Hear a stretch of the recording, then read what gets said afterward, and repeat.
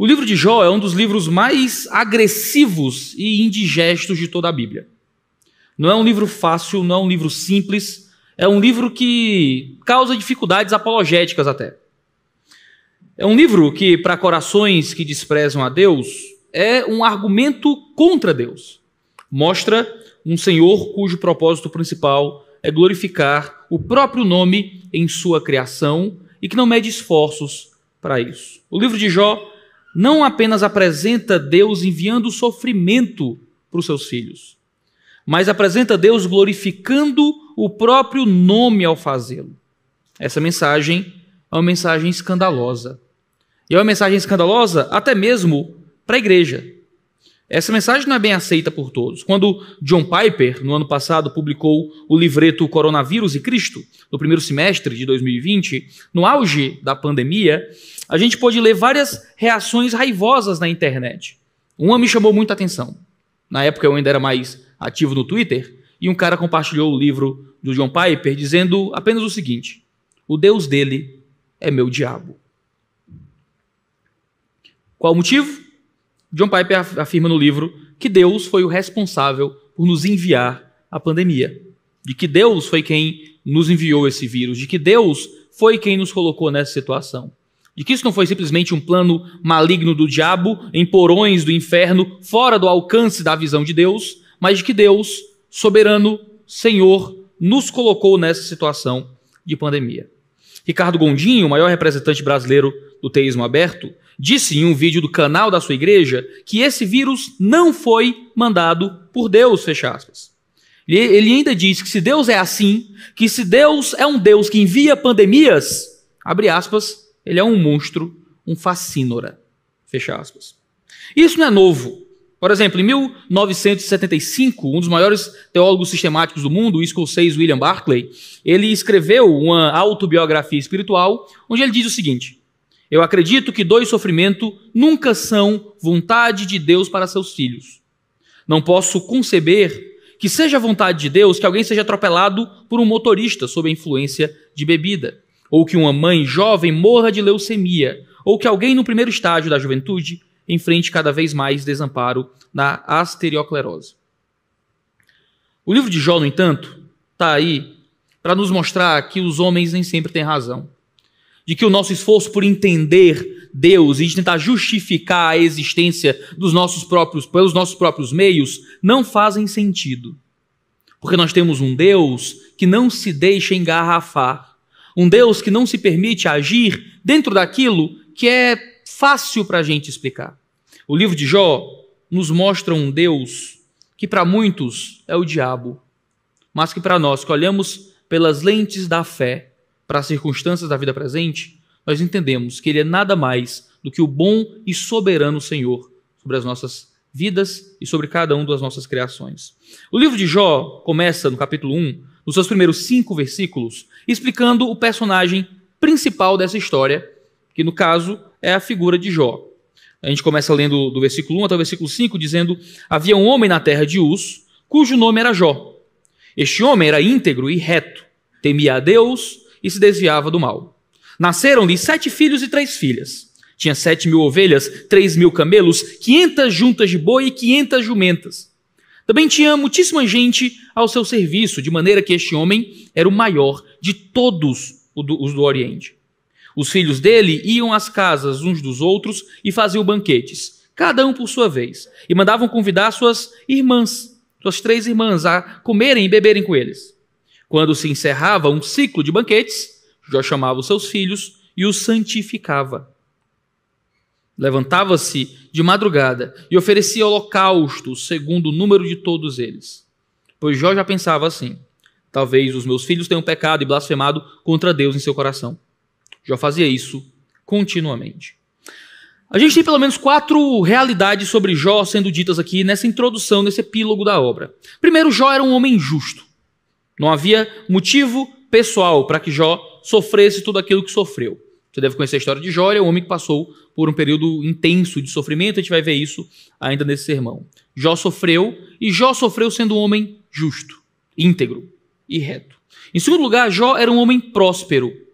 Jó não era um pé rapado, ele não era pobre, Jó era um homem rico. Não só rico, ele era o homem mais rico de todo o Oriente. No Antigo Testamento, riqueza, principalmente falando da nação de forma geral, representava parte da promessa de Deus ao povo de Israel. Aqui a gente tem um livro muito antigo, mas a gente ainda tem parte dessa forma de Deus gerir a dispensação da antiga aliança, onde Deus prosperava Israel quando eles se arrependiam e Deus derrubava Israel quando eles estavam orgulhosos no pecado. Jó era próspero e era o homem mais próspero do Ocidente. Ele era rico e ele era justo. Em terceiro lugar, Jó tinha uma família íntegra. Jó não foi simplesmente um homem que cuidou da própria vida de fé, mas foi um homem que expôs isso para além dele e trouxe isso para sua própria família. Os filhos de Jó viviam em harmonia, viviam em paz, em unidade familiar. Os filhos se banqueteavam uns com os outros, o que mostra que eles viviam em alegria e em comunhão. As irmãs de Jó eram convidadas para estar ali naqueles banquetes, irmãs que provavelmente ainda moravam com o pai. E, em quarto lugar, Jó era um homem pastoral e um homem missionário. Jó cuidava do coração dos seus filhos, até dos filhos já casados, cuidava das filhas que ainda moravam com ele, sacrificava preocupados com pecados ocultos no coração de seus filhos. Chamava seus filhos e os santificava através de sacrifícios. Jó era um homem preocupado com a vida da fé da sua família. E você me pergunta, por que esse homem sofreu como sofreu? E a resposta certamente não está na terra. Se você olhar para os primeiros 5 versículos de Jó, você não vai encontrar motivos para Jó ter passado pelo que ele passou. Porque a resposta para o sofrimento de Jó não estava nas circunstâncias terrenas de Jó. Não estava na vida presente de Jó. Nem em algo que nós pudéssemos aferir e averiguar no comportamento de Jó. A resposta não estava na terra, a resposta estava nos céus. Jó poderia olhar para todos os lados e tentar entender. Mas ele nunca entenderia o seu sofrimento a partir desse lado da eternidade. Ele podia pensar, será que foi algo que eu fiz com os meus filhos? E não foi. Será que foi algo sobre a minha riqueza? Será que era falta de justiça? Será que era o meu casamento? O que foi que eu fiz de errado para sofrer tanto? E a resposta é nada. Quando a gente passa por sofrimentos, por pandemia, quando a gente sofre, quando a gente adoece, quando as coisas começam a dar errado, geralmente a primeira atitude, e em certo sentido é uma atitude correta, é perguntar se a gente não está fazendo algo errado. Se de alguma forma o nosso sofrimento não representa a mão de Deus pesando sobre nós. É uma forma humilde de pensar, de se entender como pecador e falho, entender que Deus é justo e que muitas vezes repreende filho da que ama. Mas veja, essa não é toda a resposta. E a resposta nem sempre nos é dada. Podemos olhar para esse lado da eternidade e não encontrar a resposta para o sofrimento. Podemos mapear cada área da nossa vida. E claro que vamos encontrar pecado na nossa vida.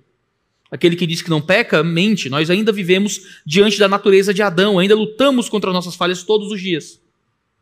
Mas a resposta nem sempre está aqui. A resposta sai dessa esfera e entra na eternidade, naquilo que a gente não consegue acessar. A gente olha para Jó de 6 a 12, no capítulo 1, e encontra a resposta para a pergunta que Jó faria mais à frente, de por que ele estava sofrendo tanto. Num dia em que os filhos de Deus vieram apresentar-se diante do Senhor, veio também Satanás entre eles. Então o Senhor perguntou a Satanás, de onde você vem? Satanás respondeu ao Senhor, de rodear a terra e passear por ela. E o Senhor disse a Satanás, você reparou no meu servo Jó? Não há ninguém como ele na terra, ele é um homem íntegro e reto, que teme a Deus e se desvia do mal. E então Satanás respondeu ao Senhor, será que é sem motivo que Jó teme a Deus? Não é verdade que tu mesmo puseste uma cerca ao redor dele, da sua casa, de tudo que ele tem? Abençoaste a obra de suas mãos, e os seus bens se multiplicaram na terra. Mas estende a tua mão, e toca em tudo o que ele tem, para ver se ele não blasfema contra ti na tua face. Então o Senhor disse a Satanás, você pode fazer o que quiser com tudo o que ele tem, só não estenda a mão contra ele. E então Satanás saiu da presença do Senhor. Aqui a gente tem um relato de quando Satanás veio se apresentar diante do Senhor. Fala de que os filhos de Deus vieram se apresentar aqui diante do Senhor e que Satanás estava entre eles, entre essas figuras angélicas que aparecem aqui. Debates angelológicos à parte, o que a gente sabe é que há figuras espirituais que vêm se apresentar diante do Senhor, então Satanás também vem. O que demonstra que há um Satanás que ainda precisa se apresentar a Deus de alguma forma. Satanás não é uma força que existe igual a Deus, que tem a mesma força e a mesma grandeza que Deus, como naquelas imagens estranhas que você encontra no final do Facebook, em que tem uma queda de braços, Jesus de um lado, Satanás do outro, não é? Como se fosse uma grande guerra cósmica de iguais. E não é. O diabo ainda é um cachorrinho na coleira do Senhor. Ele ainda precisa vir se apresentar. Ele ainda vem pedir permissão para fazer o que ele faz. Satanás não é autônomo. Satanás não é um Deus à parte, não é uma segunda divindade. Satanás não tem poder sozinho. Satanás não pode fazer as coisas que ele quiser. Porque se ele pudesse, quem de nós estaria vivo? Quem de nós estaria crente? Quem de nós resistiria a uma força espiritual maligna como a do diabo contra a nossa vida? Estamos vivos porque Deus impede que Satanás faça tudo o que ele quer. Ele vive de rodear a terra, vive de querer nos prejudicar e nos fazer o mal, e Deus impede constantemente porque Satanás não pode fazê-lo de acordo com sua boa vontade. Satanás não tem poder para nos ferir sem que Deus permita. A gente vê isso se manifestando aqui na história. Satanás vem de rodear a terra. Essa é a resposta que ele dá quando Deus questiona de onde ele vem. Satanás está à nossa volta. Satanás está olhando as coisas. Satanás está observando. Satanás quer o nosso mal. Ele quer tocar em nós. Ele está rodeando a terra, ele e seus demônios. E Deus provoca o diabo acerca de Jó. Às vezes a gente lê Jó e acredita que não, Satanás veio pedindo para tocar em Jó. Satanás apareceu para tentar contra a vida de Jó e Deus deixou só um pouquinho, pela sua permissão. Mas veja, Deus é quem começa a conversa com o diabo. Deus é quem mostra Jó ao diabo. Você viu o servo Jó? Ele é íntegro, ele é justo, ele vive de forma correta, é fiel a Deus. Veja, irmãos, o sofrimento que recai sobre nossas vidas, que muitas vezes é o próprio Satanás tocando em nós, não vem simplesmente por iniciativa do diabo. Vem muitas vezes por iniciativa de Deus. E isso é chocante quando a gente olha para a vida a partir do antropocentrismo, como se nós fôssemos os senhores dos nossos próprios reinos. A gente acha que Deus nunca poderia permitir que a gente sofresse. De que Deus nunca poderia planejar o nosso sofrimento. De que Deus nunca poderia tomar a iniciativa de nos machucar. E Deus, na revelação que nós temos aqui dos planos secretos do Senhor nos céus, há um Deus que toma a iniciativa de ferir Jó. O mesmo Deus que toma a iniciativa de nos ferir hoje. Quando a gente sofre, chora, quando a gente é abandonado, quando a gente é colocado em circunstâncias fora de tudo aquilo que a gente planejou para a nossa vida, a gente acha, meu Deus, Satanás está tocando na minha família, Satanás está tocando no meu emprego, Satanás está tocando no meu corpo. Sim, pode ser Satanás como um agente do mal. Mas veja, isso não acontece fora do plano e do desejo de Deus. Deus não só permite que o mal caia sobre você, Deus planeja que o mal caia sobre você. E Deus o faz justamente para que o seu nome seja glorificado em nós. Porque o nosso conforto e o nosso bem-estar é pouco comparado com os planos secretos de Deus para a nossa vida. A gente sempre sacrifica o menor em nome do maior. A gente sempre sacrifica um tempo de conforto para estudar, para passar num concurso. A gente sacrifica um tempo para nós mesmos, para servir aqueles que precisam. E Deus sacrifica o nosso próprio bem-estar. Deus sacrifica a nossa saúde. Deus muitas vezes sacrifica a nossa estabilidade emocional. Deus sacrifica a nossa vida financeira para nos dar coisas maiores. Para nos dar coisas melhores. Para nos dar mais comunhão com Ele. Deus nos tira coisas para nos dar de si. Deus nos tira conforto e bem-estar para que nós possamos nos aproximar dEle. E Ele é muito melhor que qualquer coisa dessa vida. Ele é muito melhor que filhos saudáveis. Ele é muito melhor do que um corpo que não sofre com câncer. Ele é muito melhor do que um pulmão plenamente oxigenado. Ele é muito melhor que uma vida financeira estável. Ele é muito melhor que qualquer coisa. E Deus sacrifica na nossa vida coisas que nós valorizamos para nos dar coisas que nós precisamos muito mais do que aquilo que fomos ensinados a querer. Deus toma a iniciativa de tratar Jó. A gente vai ver ao longo do livro que Deus abençoa Jó através de tanta provação e sofrimento, porque Jó era um homem que era justo, mas que ouvia falar de Deus, e que por passar por tanta dor, Jó vê Deus face a face.